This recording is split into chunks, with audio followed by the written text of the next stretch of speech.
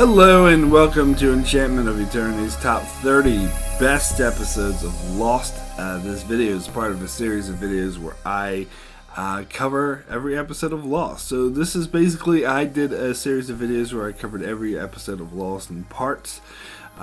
So these videos where I count down my top 15 least favorite episodes and my top 30 favorite episodes is to conclude that coverage of Lost.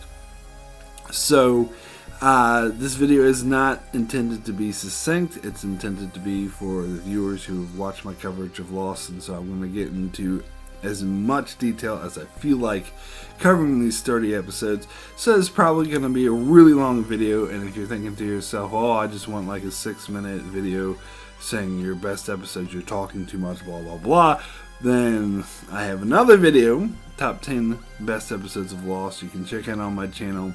It's like maybe 15 minutes long or 20 minutes long, but really, if you want something succinct, this video is not it, and it's not intended to be.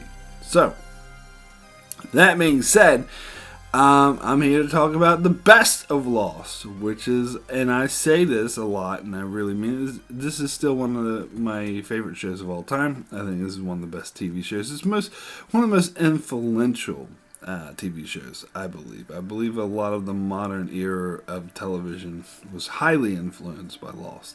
This is one of the trailblazers that made this sort of serialized form of storytelling very common. Now, yes, Lost does have its flaws, like I talked about in my season 6 review, and I talked about in my least favorite episodes video.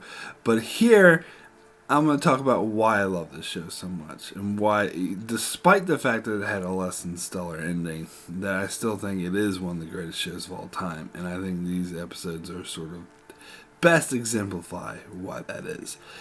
Anyway, so as I always do with these countdowns, as I watched every episode of Lost, I gave each episode a rating from 1 to 10, 1 being the worst, 10 being the best.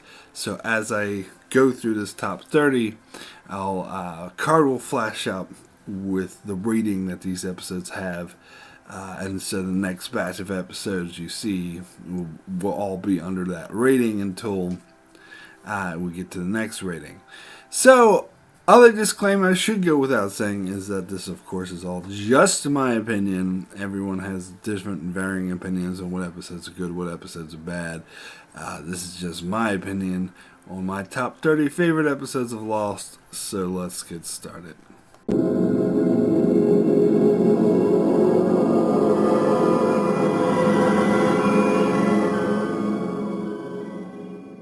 Now let's start with my number 30 best episode of Lost, and that will probably surprise some people, maybe even anger some people, but it's Across the Sea. Now, I've heard some people say that this was the absolute worst episode of Lost, and some people put it in the category. I've actually seen quite a few videos saying that this is in the bottom 10 worst episodes of Lost, and I've seen some essays about how this is when Lost jumped the shark, or when Lost truly lost his way, but I completely disagree with all of that. Now, is this an amazing episode? No, that's why it's only number 30 on my list, but it was good enough to make my top 30, because it could have been better, sure, but I think it's interesting. Of course, this is the episode that is the third to last episode of the entire show that takes place entirely in the past, telling the story of the Man in Black and Jacob, which, as we see, is very integral to the main story that they're telling in season 6. Now, I said this before, this is my second favorite episode of season 6, and it is by default because it's the only one of 2 episodes that doesn't feature Flash Sideways, and I cannot stand the Flash Sideways. I talk about those more in my worst episode list. So, to me, that automatically makes it the second best episode of season 6. Now, it's being a good enough episode to make this countdown. I think I like the dynamic, and this is the kind of dynamic storytelling I do like about Lost, that it takes a character who's shown as pure evil and pure good, and it mixes them up. It shows nuance. It actually shows that Jacob was an asshole to his brother, and like turned him into the smoke monster. So part of the reason is his own fault for doing it, and it's that nuance that I really love. And this episode in particular, I heard some people describe it as cheesy and ridiculous, but yeah, the word I would use to describe it is mythological. It really has that strong feel of being a myth. And of course, apparently there's a lot of imagery from the Bible. And of course, the whole relationship between Jacob, as the name is taken from the Bible. So I'm sure there's a lot of imagery. Lindelof does that a lot.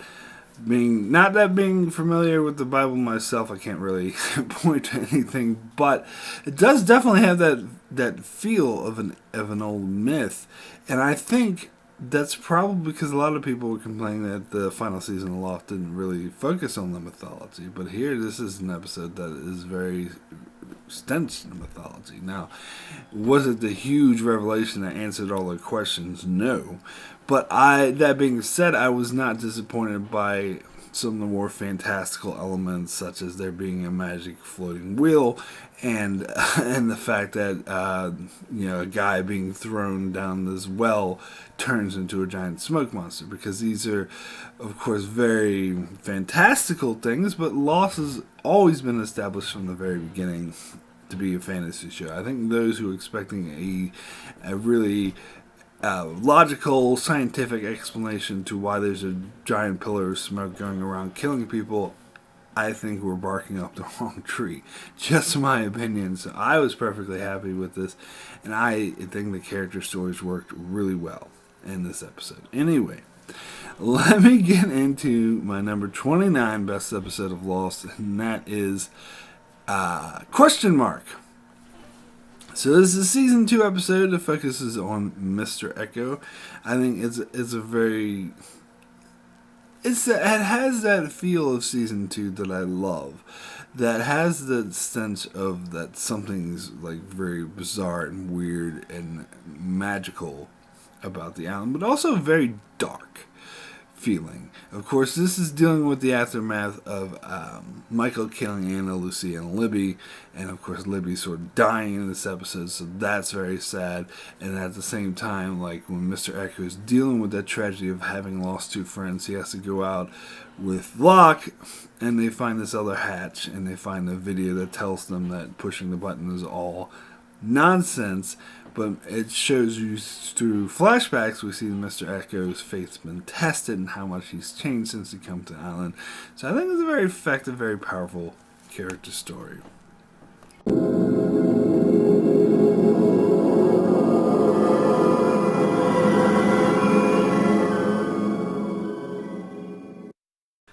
Alright, so now we come to my number 28, and it's kind of a testament to how much I love Lost and how good I think the show is that I'm already at my 9 rated episodes, and I'm only at 28, where most of the countdowns do. It usually takes to my top 20 before I get to my 9 rated episodes. Anyway, let's get into my number 28, which is Jughead, season 5 episode, which dealt with time travel. I actually loved the first half of season 5 that dealt with time travel. I know some people are iffy on this. Again, some people say this is where the show jumped the shark, because it definitely is a massive shift in tone to them. Even though, as I said, Lost have always had these fantastical elements, this is sort of taking it like right in your face and being all about the fantastical elements, where they travel back to the 50s and they meet younger versions of Widmore and Eloise Hawkins, and they deal with the atomic bomb. Of course, this is setting the stage for the bomb being used later.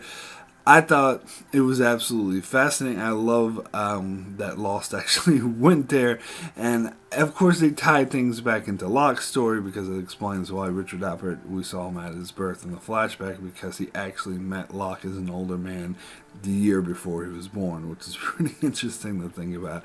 So absolutely love how everything comes full circle. And of course it deals with Faraday meeting a teenage version of his mother, which is also strange, and of course ties everything back into the greater storyline. Now we also get a storyline with Desmond looking for Faraday's mother, which I was less than thrilled about the storyline. I actually did find it a bit boring, but it was interesting to catch up with Desmond and to see that he had a son named Charlie with Penny, and they were living their lives together. So I did like that resolution, and the scene when Desmond confronts Widmore, like that was really like heart-pounding suspense there. So all good stuff. So anyway, let's get next to my number 27, which is Meet Kevin Johnson. So I think this is an underrated episode. This is a season 4 episode that gets into Michael's backstory after we hadn't seen him for 2 years. It's very dark. It's one of the darker episodes of Lost, especially it deals with Michael constantly trying to kill himself, and the island won't let him do it. And again, it's instituting this strange, the island effect that it has on people, even when he's not on the island. And and it just tells the backstory of how he gets involved with men and seeing him trying to kill himself constantly. Like, it was a heart-wrenching story. And then, of course, he gets in the boat who tries to kill everyone else on the boat in order to protect them on the island, but they find that the bomb is just a sham, and Michael has to find some other way to save his people. I think it was, and then to see him confront Saeed in present times, but then Saeed, of course, is still not happy with that and turns him over to the captain. I think, yeah, and of course you had the whole Rousseau and Carl being killed by Kimi at the very end, which was super intense. So it's one of the darker episodes of Lost, and I think it pulls it off very well. So anyway, let me get to my number 26, which is Exodus Part 2. So if you don't know, I count 2-parters as one. However, I don't count 3-parters as one. Because Exodus was technically 3 parts, but part 1 aired separately and part 2 and 3 aired together. Therefore, I count part 2 and 3 as one episode. Part 1 is separate. Same thing with There's No Place Like Home, which I'll get to later. So basically, this refers to the 2-hour finale. So parts 2 and 3 of Exodus, which I just called part 2. And this was I like the scene where the raft was leaving. Oh, that was part 1, sorry. But the scene that dealt with Michael, and all the scenes that dealt with Michael and Sawyer and Walt on the raft was pretty interesting. And of course, we find this is when Arts blows himself up, one of the most iconic moments.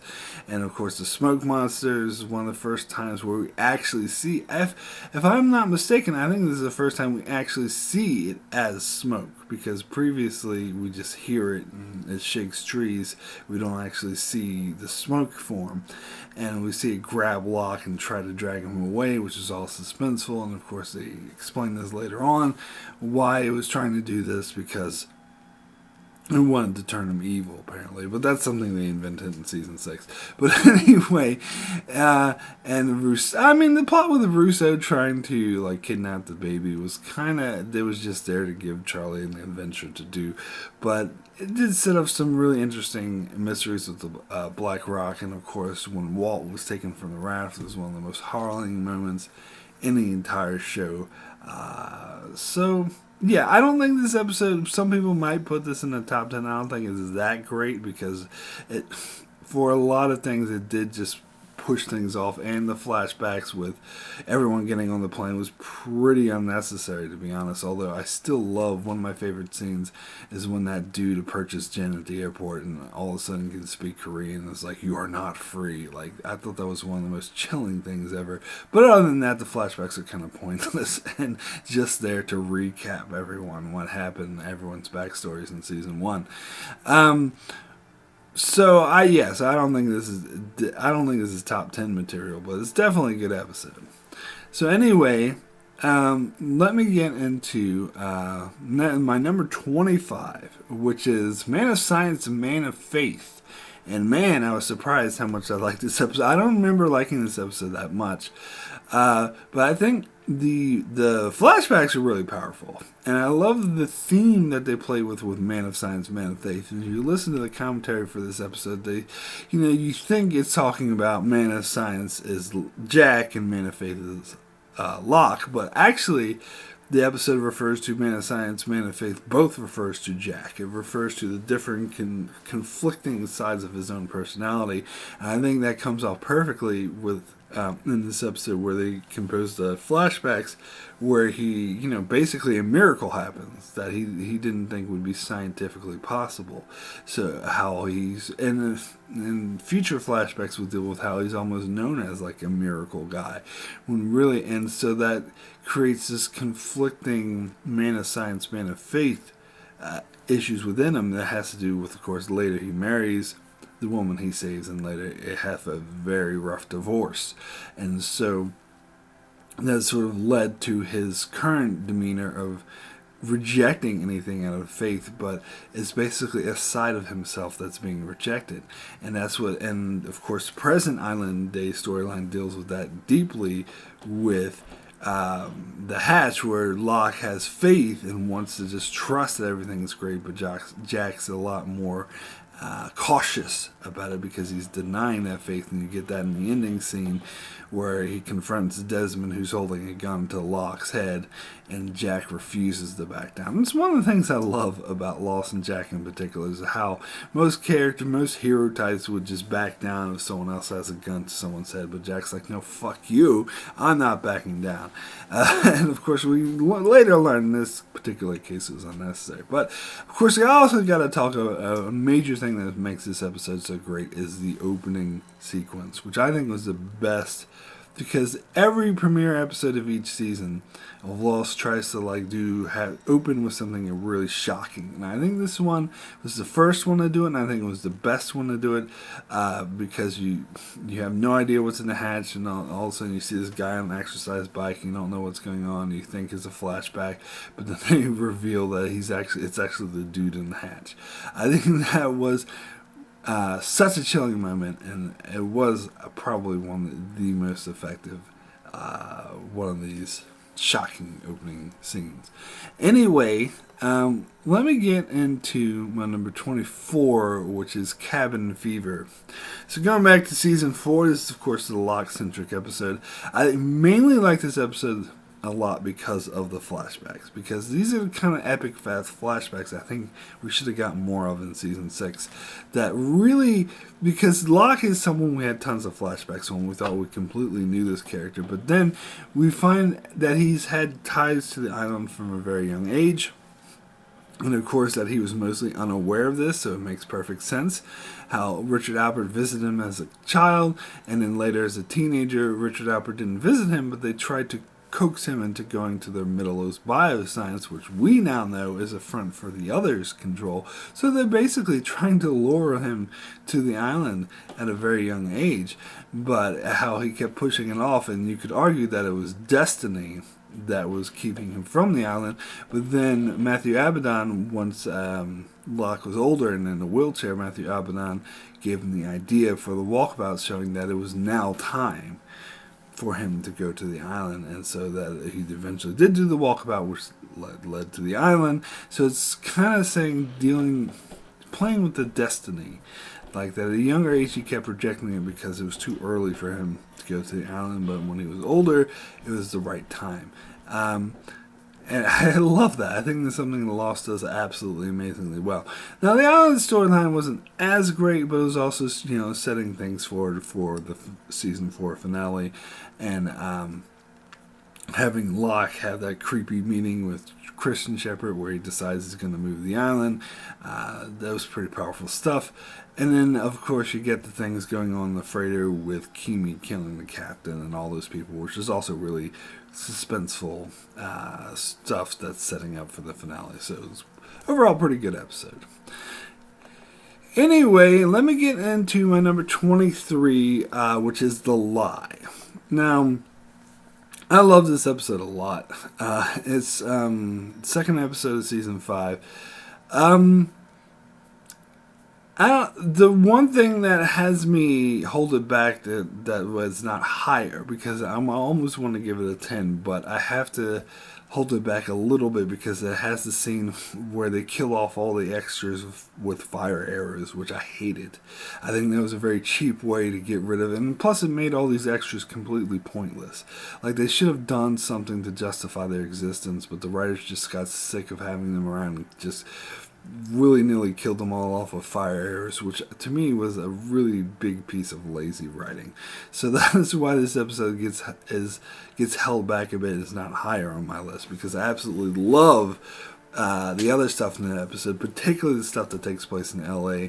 Like, to this day, whenever I watch this episode, I'm completely blown away of what they do with the LA storyline, with the Oceanic 6 storyline, how they tie the themes of faith and the magical island elements to it in a very subtle ways, and the feeling that they're all connected, because I always get chills when we see the scene where Hurley's at the gas station buying a t-shirt and he drives off, and then Kate pulls him right behind him. I mean, it's a very subtle way of getting across the kind of interconnectedness and how their faces are all tied together. And of course, Kate does get a call from Sun at that exact time as well. And also, I love of course, he's dealing more with the Kate running away from the lawyers who want to take Aaron, which is a very enticing storyline. And also, of course, the main through storyline is about Hurley having to deal with the consequences of lying and how much this has affected him. And we get this very funny scene where he tells his mother everything that happens on the island. He does it so he basically recaps the entire show like very quickly in a very Hurley-esque way, which I absolutely loved. And of course, Jack is trying to use Ben to get Hurley to come back to the island. Ends up having the opposite effect, where as soon as Hurley sees Ben, he like runs away, which it ups the stakes. I think this is a very great episode. So next we get to my number 22, which is The Long Con, season 2 episode. This doesn't do much to push the story forward, but I think it's a great character story, and I think the whole way it's constructed is like rarely masterful. How this is one of the best examples of tying the flashbacks into the island storyline, how they both gel together and move together, because in the flashbacks you see Sawyer meeting and falling in love with Cassidy. He tries to con her, but it doesn't work, and so then he teaches her how to con, and so you're on this ride together with these two lovebirds like conning people. And on the island storyline, you get this storyline of Sawyer being really suspicious of Ana Lucia and Jack, and then Sun gets attacked, and they think there's others, and everyone gets all upset, and you think that like Sawyer's on Kate's side, and they're teaming up together to stop. They think that Ana Lucia and Jack are orchestrating this in order to get the guns, and then you find out that no, Sawyer is just playing Kate. And he, set the whole thing up so that he could steal the guns from Locke and Jack in order to make a power play. And at the same time, flashbacks, you see that he was conning Cassidy all along. And he tells her about this, and you think he's changed his mind and he showed what a good person he is. But then you see her telling about it was actually part of the con, and he conned her and stole the money away from her and left. So it says that showing... It really is a great character story because it portrays how low of an opinion that Sawyer has of himself and how much he hates himself. And it kind of makes sense with his background and his very rough childhood that he had, that he has such... And because he hates himself so much, he thinks he's worthless, so he acts worthless, and he does something which he does in the island storyline, because at the end he betrays...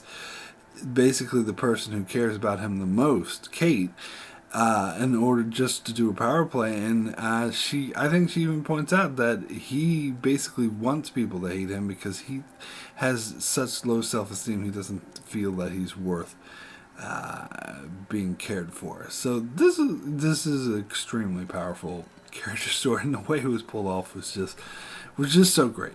So anyway, let me get into my number 21, The Man from Tallahassee. Now, this is a fan favorite. Some people might have it higher on their lists. I don't think it's quite that good, but it's definitely a good episode. That's for sure. It's definitely when we find out, finally, how Locke got paralyzed, how he ended up in the wheelchair. And it was because he was betrayed by his father. And seeing that was just really emotionally harrowing, that his own father tried to kill him. And that's how he got paralyzed. It really makes you feel for him, because this is such a rough life that he had. And he's like, even before he got paralyzed, he was in such a low, he was depressed, he was living in a tiny apartment, eating TV dinners, and he looked horrible. And his life gets even worse when he gets paralyzed.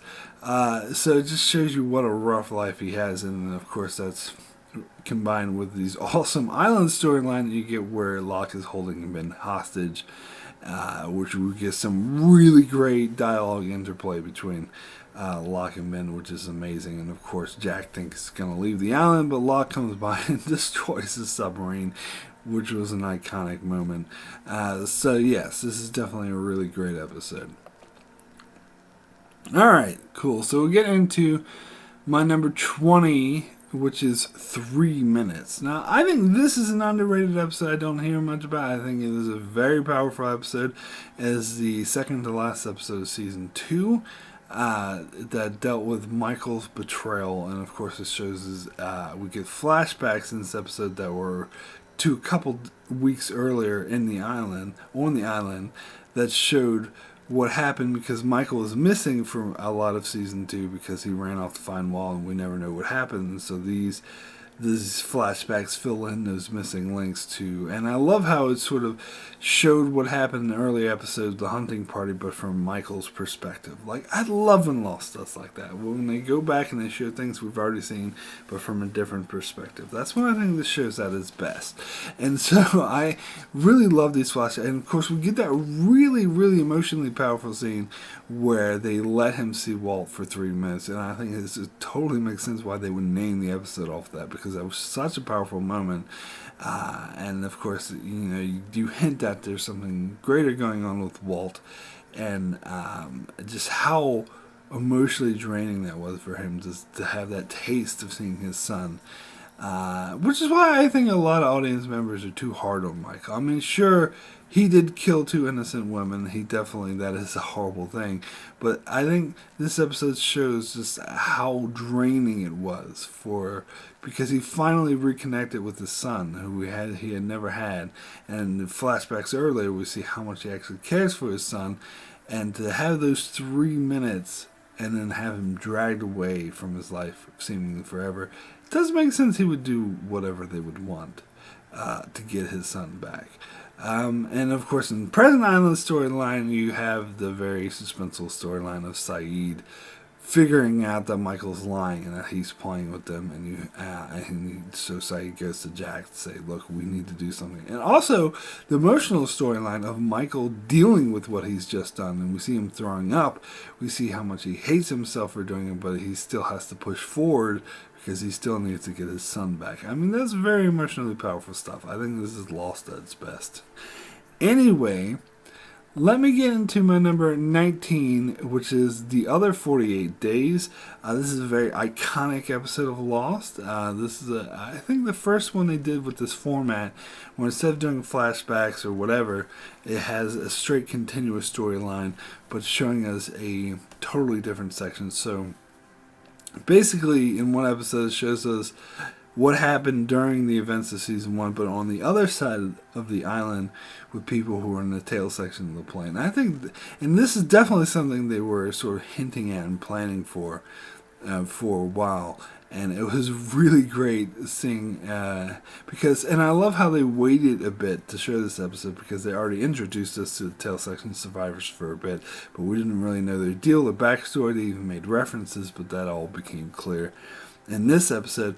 And it's actually very powerful too, because you see how they were terrorized and the emotional effect it had on them, and how Ana Lucia was very suspicious of this guy named Nathan, and find out that that was just a red herring, that the real enemy was like her good friend, someone she had bonded with, Goodwin. And that scene where she confronted him, where she like knew, that was such a masterful scene. That was one of the best written scenes. It was so suspenseful because she was not saying, she was trying to feel him out, but he could tell that she knew who he was, and she could tell that he knew that she knew. And so it was just this dance of walking around it, but then eventually, of course, she just went out right out and said it. And that the suspense was just so palpable in that scene until finally he said, like, oh, the children are better off now. And that's what set her off, and set her off to kill him. And that makes total sense, that because from her perspective, from his perspective, he's taking the children to a nice suburban, lovely life. Or from her perspective, she's just been terrorized by kidnappers. And for him to just vaguely say, oh, they're better off without you. And of course, we later learn that really affects her personally because of her own experience with losing a child. So, goddamn, and then she kills him. It was just such powerful stuff, and this episode really gets across like how traumatic this experience was, particularly in the moment where Ana Lucia is crying and Mr. Echo comes and comfort her after not talking for such a long time. Like, that was just a really, really powerful stuff. So it was a really great episode. I think one that exemplifies how great this show is. Anyway, let me get now into my number 18, which is Deus Ex Machina, a season 1 episode. This episode sort of to me represents the weird faith island aspect of it. It's hard to put it into words, but how the mystical elements of the island, shall we say, and how it affects with the destiny of the main characters, of particular, because they had the dream sequence. This is when they start becoming a frequent thing, but it was just really fascinating. It was just something that I absolutely loved seeing.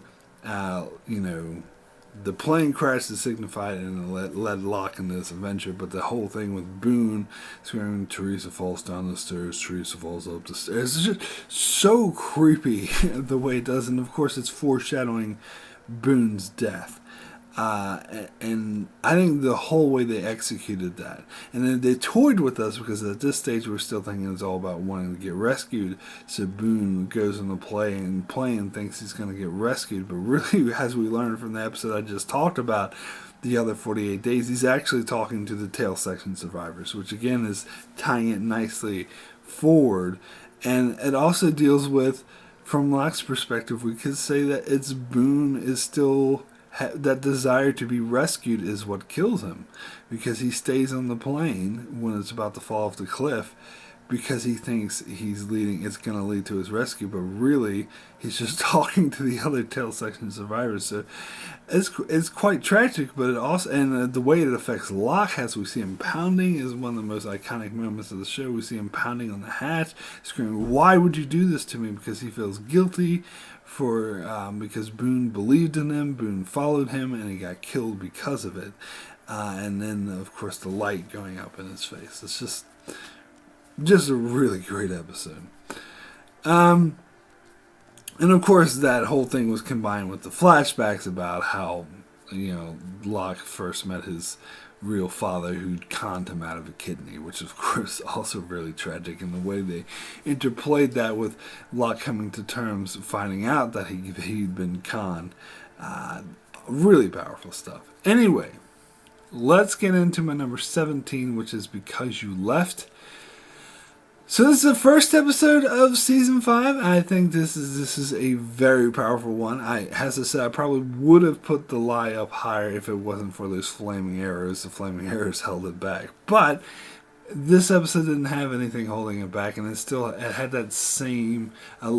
This is what I love about the first half of season 5. Instead of doing the flashbacks or flash forwards, we just go back and forth between the Oceanic Six on the mainland and the island, and I think that was absolutely great. And of course, the episode starts with a huge, tease shocker, which was kind of ruined for me because I saw previews and bonus material before season 5 came out. But it shows Daniel Faraday in the 70s with the Dharma Initiative, and that shocking reveal. I loved that. I thought that was very powerful. And then of course we go straight into the island storyline that shows them jumping through time and how they're dealing with that. And of course, one of the great scenes to me is when Sawyer grabs Faraday and tells him, "I know what I can change because everyone I just cared about just died on that damn boat," which was a very powerful scene. And then you got the LA storyline. Of course, they introduced the storyline of the lawyers trying to take Kate's kids away, which is also extremely powerful stuff. How her first instinct is to run. You have Jack trying to clean himself up and dealing with what just happened, and of course Saeed and Hurley are still on the run. But of course, those thugs who are after them, they never explain that, so it's kind of annoying. Why are these people trying to capture Saeed? I don't know, but whatever. Still a really great episode. So anyway, let's get into my number 16, which is Two for the Road. I think this episode's a bit underrated as well, because to me this has one of the most powerful moments in television ever, one of the most shocking moments. Like, I'd put this right up there with anything from Game of Thrones or any modern day shocking moments. At the very end of the episode where Michael kills Ana Lucia and Libby. I can't remember being more shocked from a movie or show than that. My mind was completely blown. I was not at all expecting that. And I think it was very effective. And as I said when I talked about 3 minutes, that they tied up the reason for this happening and made it completely believable and made it make 100% sense why this happened. And I love how they had that foundation there, but you still did not see it coming. And of course, this tells the tragic story of Ana Lucia, a character who a lot of people hated, which I was never for. I always liked Ana Lucia. I was really disappointed that they killed her off. Of course, this had a lot to do with the actress not wanting. She only wanted to do the show for 1 year, apparently, which I think is a shame. I think they should have got someone who's willing to stick around, because I was really disappointed when they killed her off. And it shows her tragic backstory, her dealing with the loss of having killed the man who shot her, and how this affected her, and she went in the spiral, and is tied into Christian Shepherd. So you got the interconnectedness again. This is something I really love about Lost. But unlike him, who drank himself to death because he drowned himself in the stars, she lifted herself above it and decided to come home, but instead ended up on the island. So, and how she was, because she wasn't willing to kill Ben, but she still wanted him dead, but she didn't want to do it herself. That's what caused her death, because she gave the gun to Michael. I mean, god damn it, that was just, I can't underestimate how powerful that moment was. Anyway, let me now get into my number 15, which is Walkabout. Now, some people might have this in their top 10. I don't think it's that good, because the majority of the episode is just your basic, because this is like episode 4 or 5 of the first season. So the majority of episodes is just your basic, people who plane crash survivors trying to survive on the island. Your basic storyline, they had to go out and hunt boar because they don't have food, and what are they going to do with the dead bodies? They have to burn them, and let's do a memorial service. So that's all pretty standard disaster survival movie stuff. What's more interesting, of course, is the character stories, particularly that of Locke, who is this mysterious figure who hasn't really spoken or done much before this time, who people don't really are unsure about, and he has all these hunting knives, so people think that he is like some great outdoorsman hunter, but then you see in the flashbacks he's just some loser working at a box company, which I absolutely loved. Of course, they throw you for more of a loop at the end of the episode, and of course the ending of the episode is the reason why this is this high in my countdowns, because that ending was if not the most iconic moment in Lost, one of the most. This is actually the episode that first got me to love Lost, because some people talk about the pilot and how great the pilot was, but to be honest, the pilot was not the one that hitched me, because the pilot, as good as it was, and you won't find that on my top 30, by the way, because I'm just not as big into the pilot as a lot of people are, but the pilot, because it's more of a standardized disaster movie. I mean, it does have really good deep character stories like Lost does, but for the most part it's just your standard, oh, people crash on the island and have to survive, oh, and here's some weird mysteries. And so that didn't really hook me. It wasn't until this episode that the show hooked me, that how like it plays with these themes of miraculous things, fantastical things happening. The guy who is paralyzed in a wheelchair comes to the island and he's magically instantly healed. And the way, of course, they tied that into this character story, how they showed.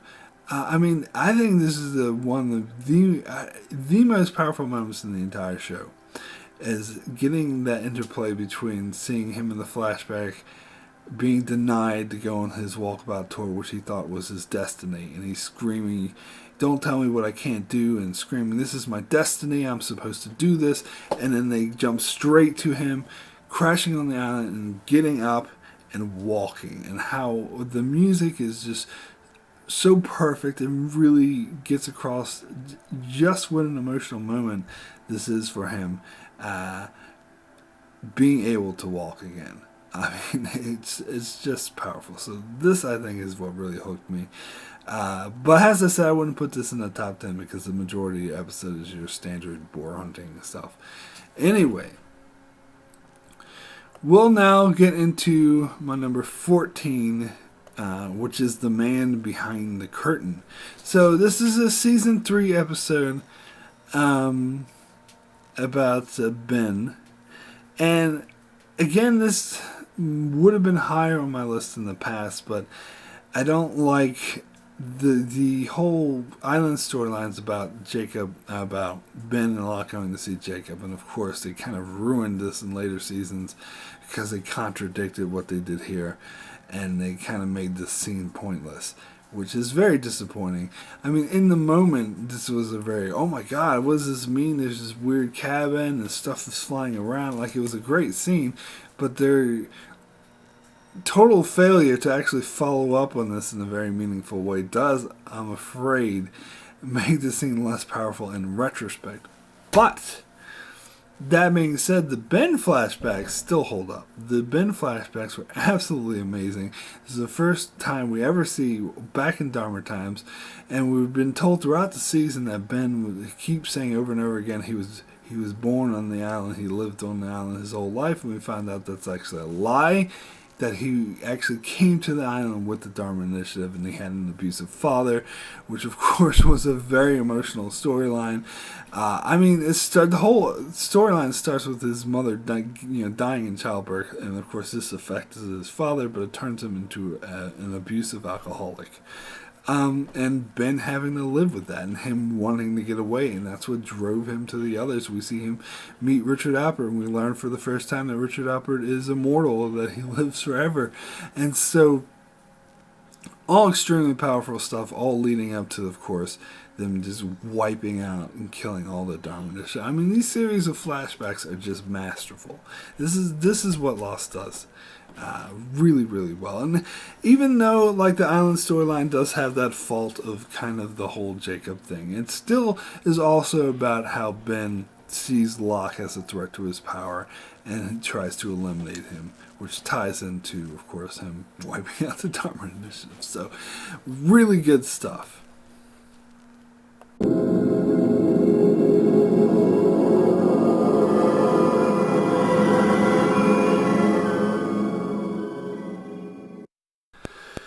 Alright, so now I'm getting to my very best of Lost, my favorite episodes, cream of the crop, the 10 rated episodes, the one I think are the best of the best. So we'll start off with my number 13, which is There's No Place Like Home, Part 1.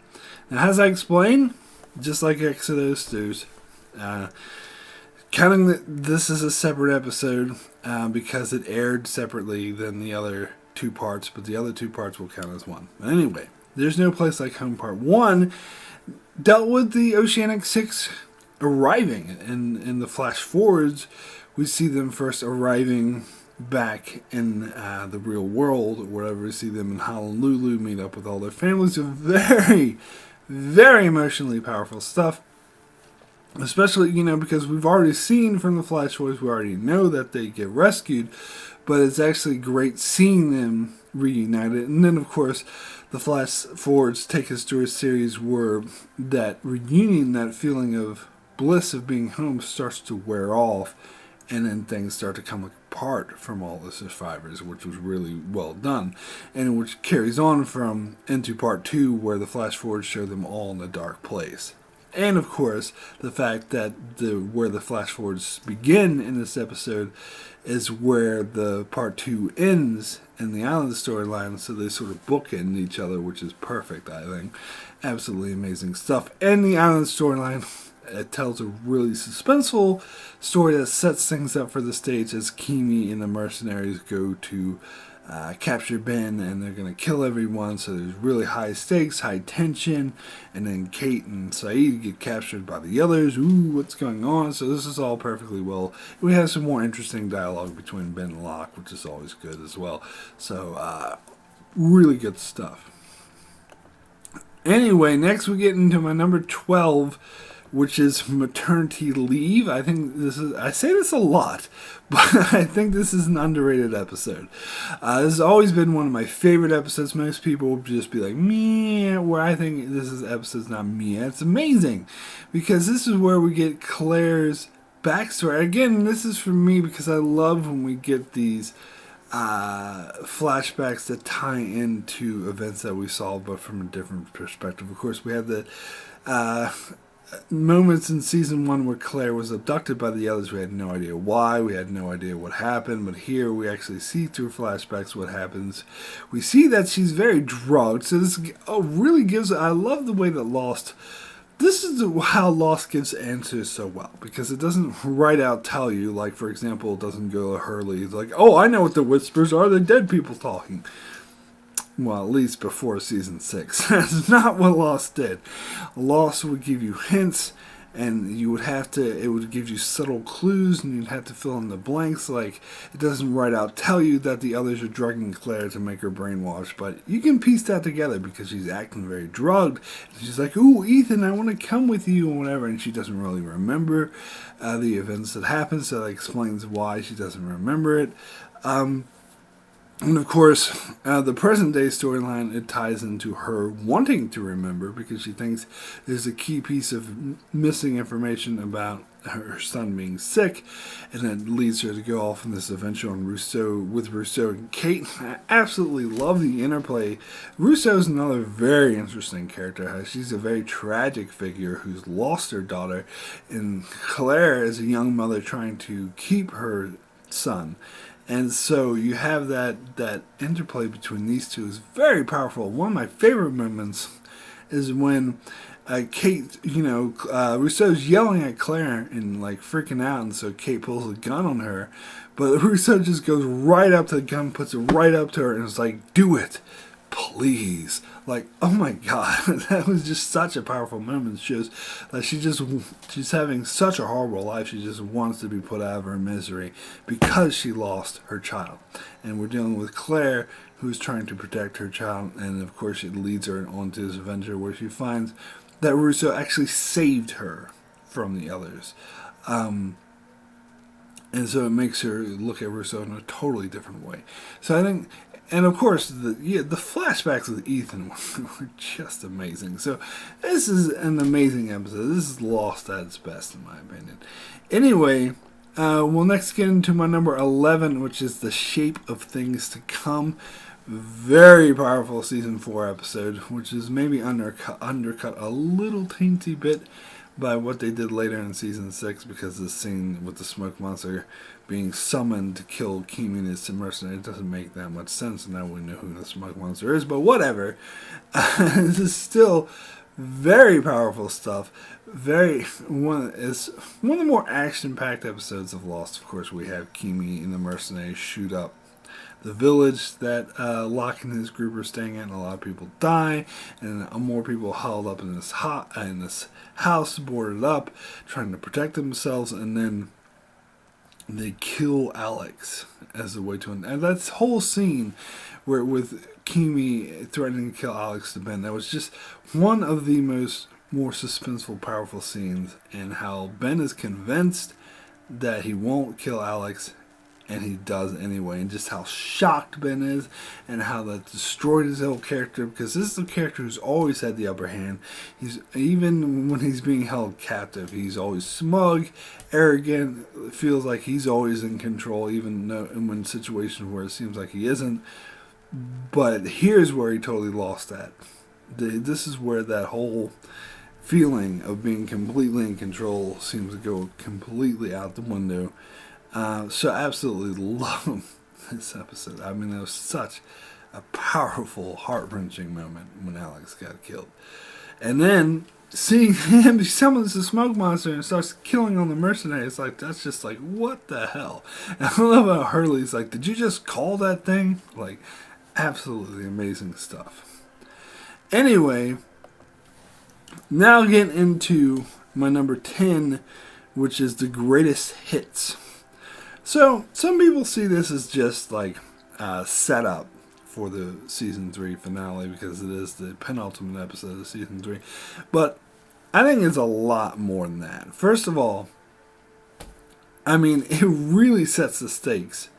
Not only it is set up, but it is very good setup. It's amazing setup. It's part of the reason why the season 3 finale, which I'll get to later, works so well, is because it has such perfect setup. I mean, that opening scene where Jack blows up a tree, and it says, like, when the others come, we're going to blow them all to hell. I mean, this is the moment I've been waiting for, because I talked about this a lot, how I was so, throughout the first 3 seasons of Lost, I was sick of how the others would win at every turn.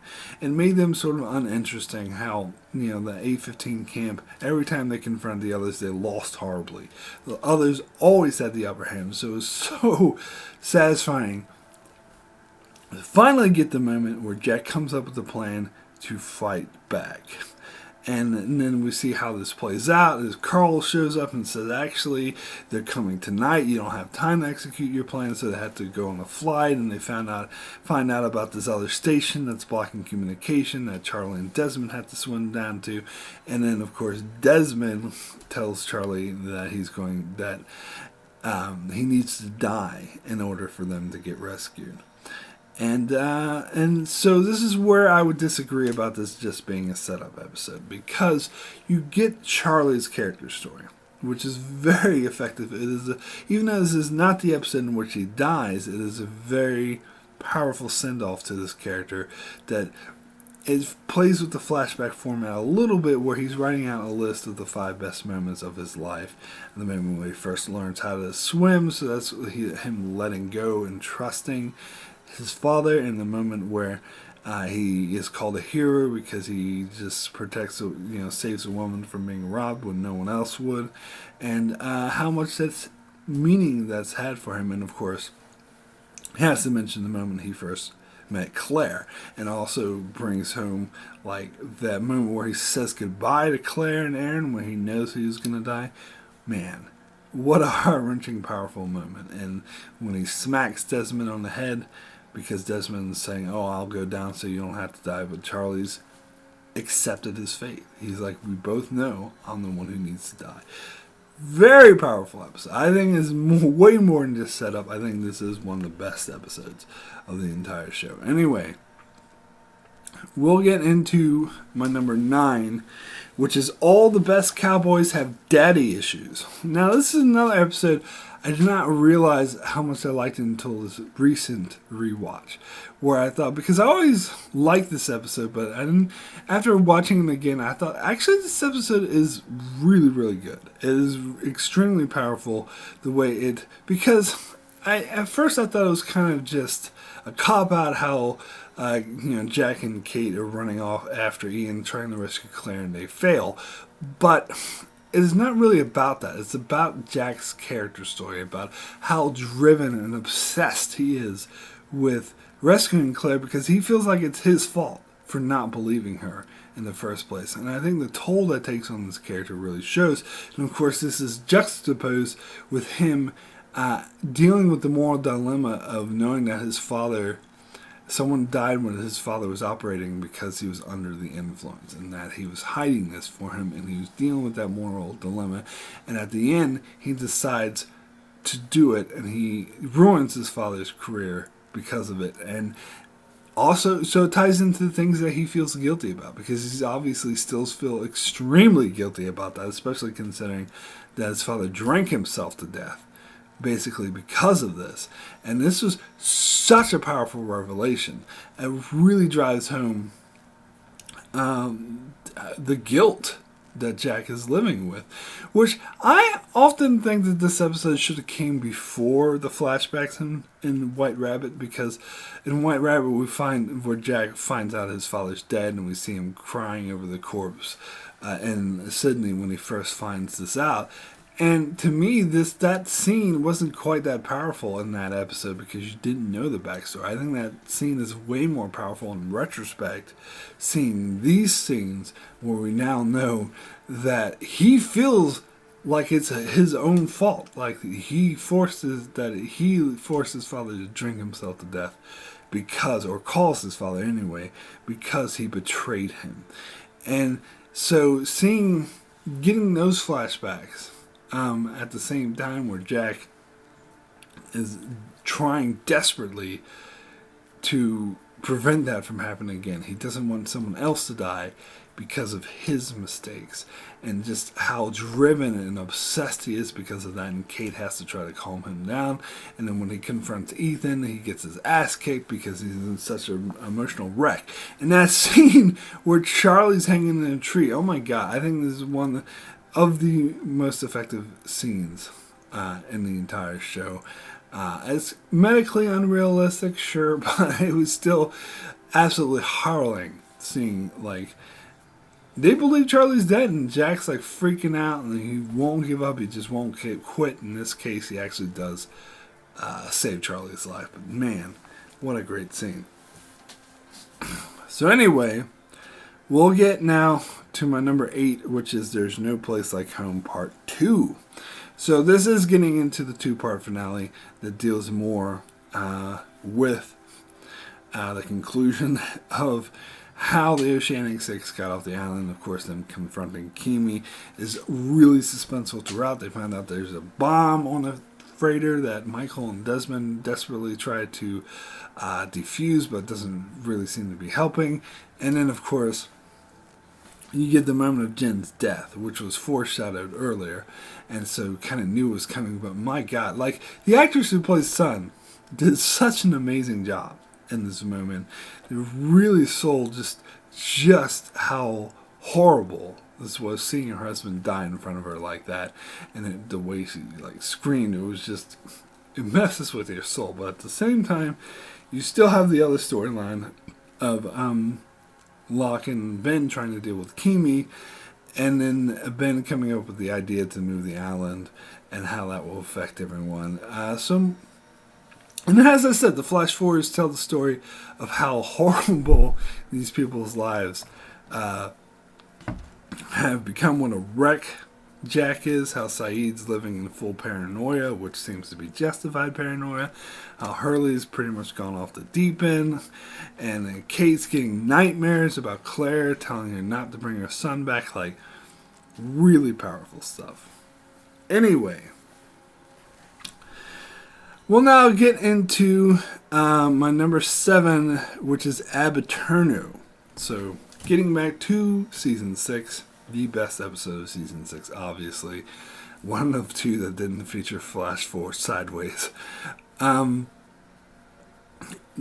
this is what I always say, this is what Season 6 should have been like. All of it should have been more like this, where we get these epic flashbacks that reveal vital information to the mythology, while at the same time telling a very powerful, very emotional character story of what Richard Albert went through to get there, that, and it drops hints of things that have to do with, like, you should find the origins of the Black Rock. You've got the first officer's named Whitfield. That sounds a bit like Widmore, and stuff like that. But at the same time, it's all through the lens of this powerful story of Richard Alpert losing the love of his life because of a rich asshole doctor who refused to help him because he didn't want to get wet, and he saw himself as above him, and he accidentally killed him, and everyone else is telling him that he's a murderer and deserves to go to hell.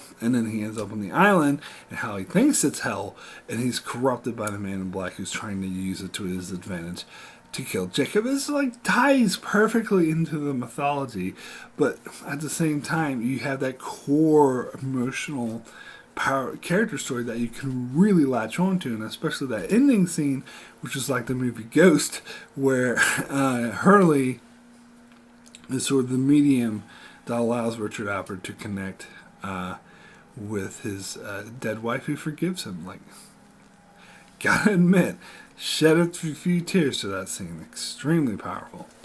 So anyway, we now get to my number 5, which is Raised by Another. Now, I hate to say it, gotta say it again, this is an underrated episode. It's very underrated. Always been one of my favorite episodes. I love what they did with the backstory. This is the kind of weird, like, faith-based, strange, makes you question destiny, makes you question external powers, where it appears there's a psychic who planted Claire on the plane because he knew it was going to crash, because he keeps telling Claire that the only way that she's going to survive, or that she needs to raise her son, and no one else can do it. And that's what ends up happening, because he puts her on the plane and they crash on an island where he raises her son. Now, later we learn that he's basically a fraud, and then the writers later try to say that, he was just lying, there's nothing else to it, which I think is nonsense. It kind of ruins it. But looking at this episode, self-contained, extremely powerful stuff.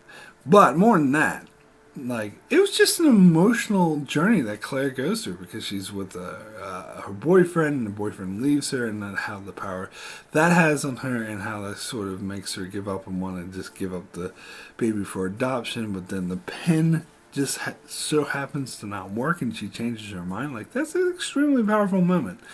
But then you gotta have the island storyline, which is just as good.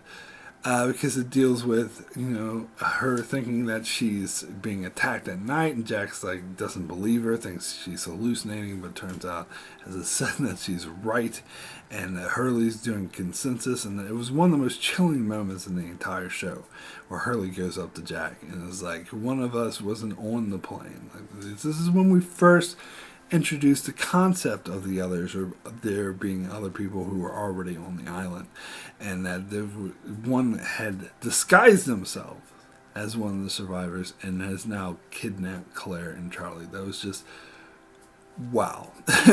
Powerful moment of the entire show. Anyway, we're getting to my top 5 now. Let's get into the top 5, and let's delve into my favorite character of the entire show, Desmond, and get into my number 5, The Constant. What can I say about this episode? Is most people would call it the best episode of Lost. I'm not quite there, but it is definitely one of the best episodes of Lost. I can definitely see why a lot of people love this episode so much, because I love it too.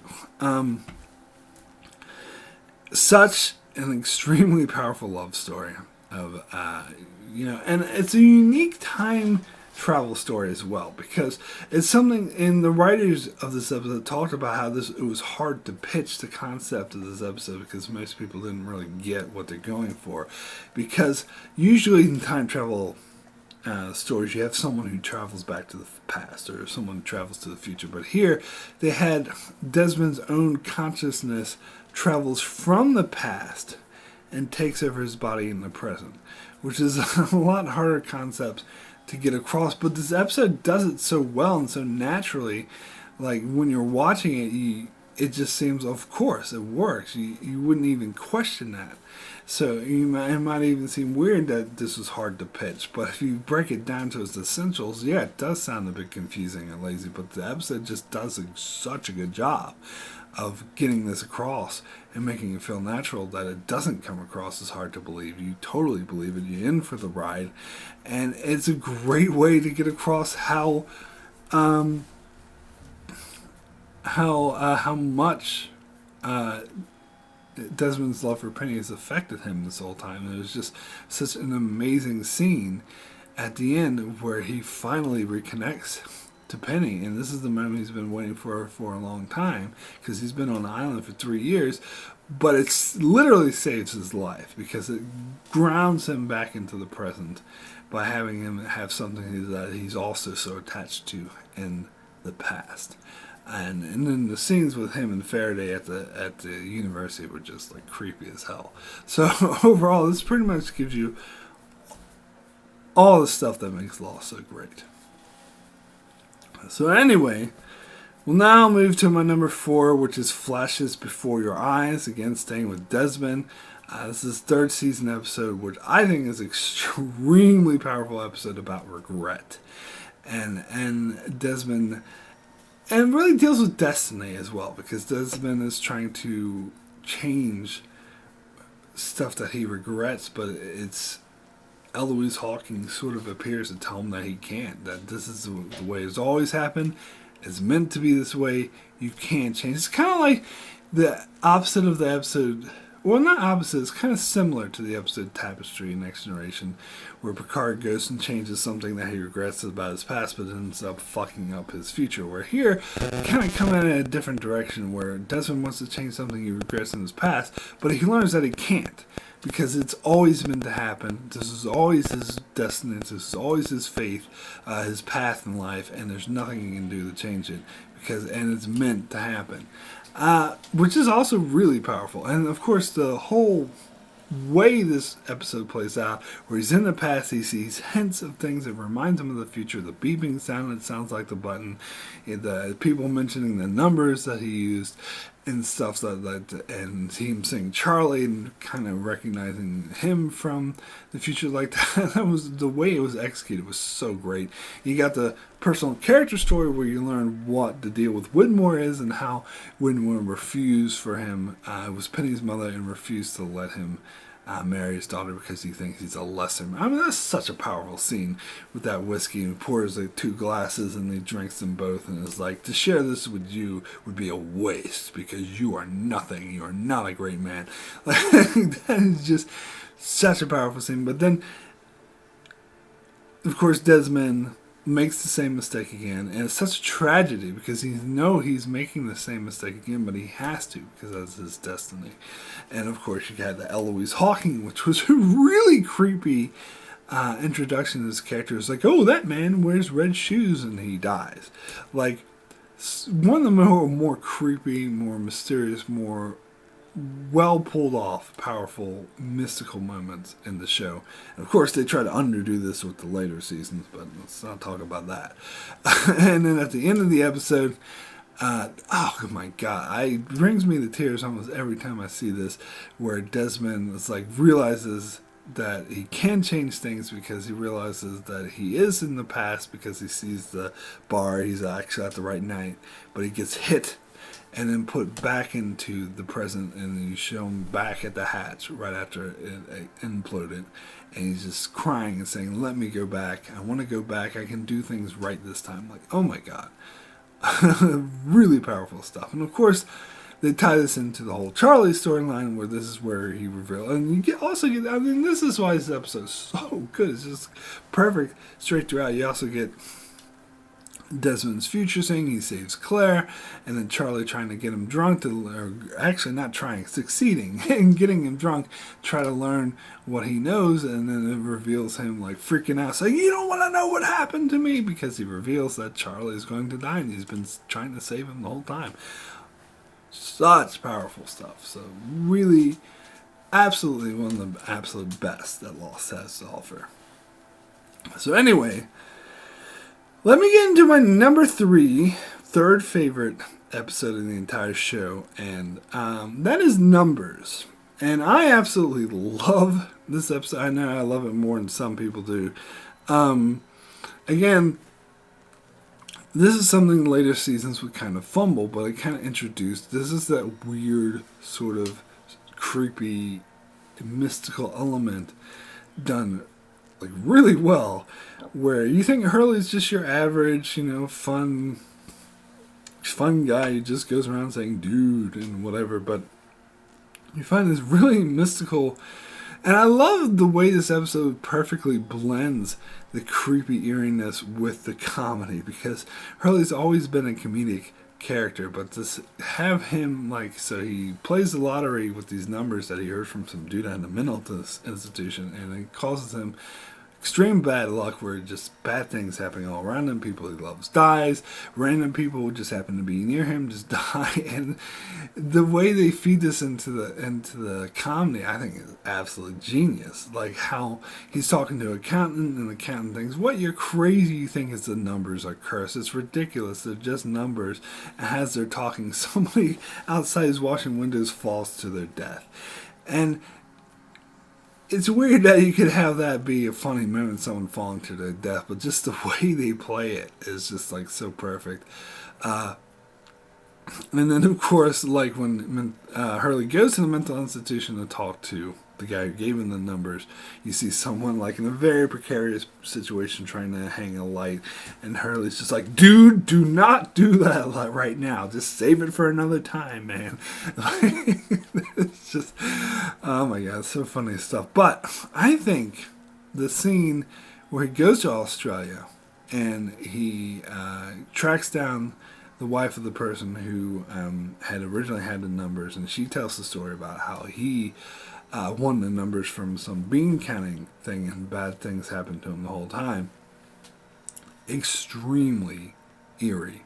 And I don't buy her when she says, "Oh, it's you make your own luck. The curse don't exist," because there's too many coincidences. There's too many, and the show later on will try to say, "Oh yeah, there was really no bad luck involved," which is total nonsense, because the way this episode sells it, they make it impossible for you to think that's just happenstance, that all these bad things just happen to people who won money with the numbers. No. Definitely there was something mystical going on.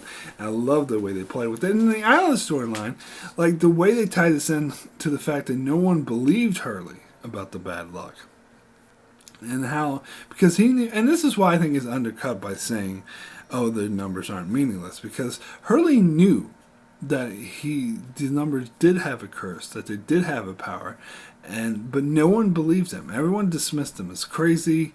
They wouldn't listen to him. And so he felt alone. He tried to share with Charlie, and Charlie wouldn't even believe that he had millions of dollars. So there's that feeling of being alone and not believed. And when he encounters Rousseau, who's shooting at him, and he just completely forgets this stuff because he's so caught up in this. And he says, "The numbers are cursed. You believe me, right?" And she's like, "Yeah, well, the numbers led me to the island, and that's what got everyone I cared about got killed. So yeah, you're right. Numbers are cursed." And how he just hugs her, and it's thank you. He finally found someone that believed him, and that was just a really powerful moment. I think that this whole episode I thought was beautiful, very beautifully done. Anyway. And I gotta say, it, an underrated episode. Anyway, let me get to my number 2, second favorite episode of the entire show.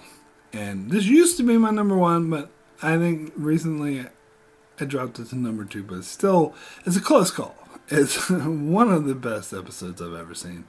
And that is the season 2 finale, Live Together, Die Alone. Now, maybe I dropped this number 2 because the others win again in this episode, but this is one of the first times that they do win. But it was still extremely powerful throughout. Now, getting back to Desmond, this is when we're first introduced to this character, which I thought was great, because I never actually expected to see this character again. I thought he was just a side character who was in the hatch, who just appeared, he ran away, and he's gone forever. But no. he pops up again, and they delve into his backstory, which was extremely powerful. We find out, the whole thing about him being in love with Penny and the father refusing, and that he feels like he had his honor stripped away and he needs to win it back, so he goes in the boat race, which of course leads to him crashing on the island. So it's a very tragic story. But again, this ties into the deeper mythology. We see, someone from a Dharma initiative and them pushing the button together and the effect that it had on their lives and their relationship that they had. And you find out that he was lying to him the whole time. He's been fixing the boat and plans to just leave him behind as the sucker who would keep pushing the button. How that throws Desmond to a tizzy, ends up killing him. And like this, you see the freaking whole island moving around him. And this is because this is something they teased throughout season 2, and I think this is the perfect payoff, because in season 2 you didn't know if the button was real or not. Does it really save the world or not? And so the island storyline deals with Locke thinking, because he's had his faith completely destroyed, he thinks that it's not real, so him and Desmond get together in a plot to lock Miss Jacker out so they can let the timer run out and prove that nothing is going to happen. But then, of course, it does happen, because we found out that it was all real and it was saving the world. And also Desmond realizes this when he sees the printout, and he realizes that the exact moment that incident happened where he didn't push the button and the whole island was shaking was when the exact moment the plane crashed, and that he realizes, I crashed your plane. Like this is really Lost at its best. This is really when Lost is proving just how like amazing, and it deals with these weird mystical situations in a way that sort of ties everything together. I'm almost speechless. And I love that the ending that shows that Penny actually is somewhat aware of the island, because these two guys in the Arctic station are monitoring us, and they tell her when it happens, although this is undercut in later seasons, but again, we'll get to that. And of course, the whole Purple Sky event where Desmond turns the failsafe key, and you see it throughout affect all the people on the island, and everyone's like, what the hell is going on? It does really drive home that this is not just a normal island, that there's weird shit going on. And I love that. I think that absolutely gets it across. And I gotta talk about my favorite scene is when in the past flashback we see Desmond is alone and he's ready to kill himself because he's just sick of it all. And he's like reading that letter from Penny that he didn't realize it was there, because he wasn't going to read the book until he knew he was going to die. So he was going to kill himself, so he starts reading the book, but he sees the letter from Penny that she snuck in there because she knew that's the place where he turned to when he was at his lowest. And how it was just saying that she would be with him always, and that she loves him, and that he just freaks out and starts throwing everything around like, oh my god, what a powerful moment. And when we find out it ties to, see, this is stuff that later seasons forgot, because this ties back into the first season when Locke was pounding on the door after Boone died and the light shot up in his face, and we find out that was actually Desmond, and he describes it later as Locke saving his life by doing that. And it's just such an amazing episode. I mean, I could go on more about it, but anyway, I think I will move on to my number one favorite episode of Lost, and that is Through the Looking Glass, the season 3 finale. As I alluded to earlier, I do think this is the best episode of Lost, because again, this shows them actually getting back at the others and kicking their asses, but things don't go perfectly to plan. They don't kill all of them. There's some of them who are still alive, and they capture Saeed and Bernard and Jen and threaten to kill them, and just Jack having to deal with these consequences. And that one scene we get where Ben has the walkie, and he tells Jack that he has to, give up the satellite phone, give up his only chance of being rescued, something that he'd been working for vigorously this whole entire time they were being there. So the most important thing is to be rescued. And he refuses to give it up because he's stubborn, because he's Jack, and because of that, Saeed and the others get killed, or at least he thinks they do. And that scene where he beats Ben to a bloody pulp, because, I mean, that's just such a powerful scene. The way Ben was sort of taunting him, the way Ben does, it's like, why do you want to go back so badly? Like, challenging him on that. And you find out later that it's actually true. And it's an absolute touch of brilliance that this is intercut between the Flash Sideways, which of course is the introduction of the Flash Sideways. You don't realize they're not Flash Sideways, sorry, they suck. Flash Forwards. This is the first introduction of the Flash Forwards. We don't realize that they're Flash Forwards. We think they're flashbacks because obviously it's a flashback. That's all the show's ever done, and they sort of try to fool you into thinking they're flashbacks until the big revelation hits at the very end, where you find out that actually no, he's in the this is the future 3 years after they got back, and seeing the contrast of Jack on the island so desperate to leave, and in the future seeing him off island desperate to get back, showing that what a mistake it was for him to leave. I mean, it was just, I think that get that across perfectly. I mean, that whole moment, we have to go back, I do think is the very best moment of pretty much all of television, or one of them anyway. I mean, it was just, give goosebumps to this day of the implications of what it means. And I know some people actually didn't like it and were upset because they thought that the show should have ended with them getting rescued, but I totally disagree. Lindelof and I have a lot of beef with him, particularly the stuff he said during season 6. But one thing I totally back him on is that Lindelof once said that Lost was never about a show about people getting rescued or trying to leave an island. It was about the island being a special place. And so the point of the show wasn't them getting rescued. So the show was never meant to end with them getting rescued. And that's something I completely agree with.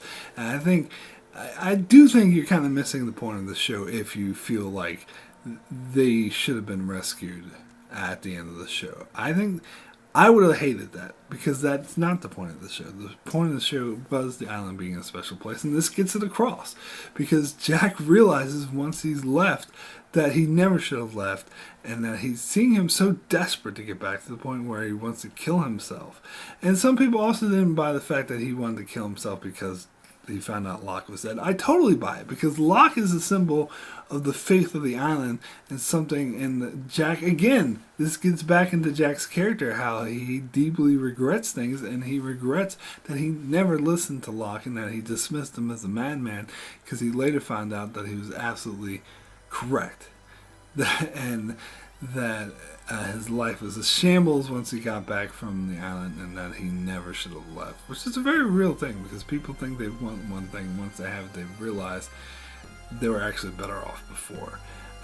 And I think the way this episode pulled it off was just a masterpiece. So it's my favorite episode of Lost. Anyway, that is it. Namaste. And that is it for my top 30 favorite episodes of Lost. I know, again, this is just my opinion. You may have a very different one, which is fair enough. But yeah, just wanted to get that out there. And that will conclude my coverage of Lost. Finally finished covering the show, covered every episode, did my version of how I would write it. I did my 15 least favorite, now I did my 30 best episodes. So thank you so much for watching. Be sure to check out my channel as I continue to cover other shows like Mr. Robot, Star Trek, and The Expanse, and more. So be sure to subscribe so you can keep up with all that. And thanks a lot for watching.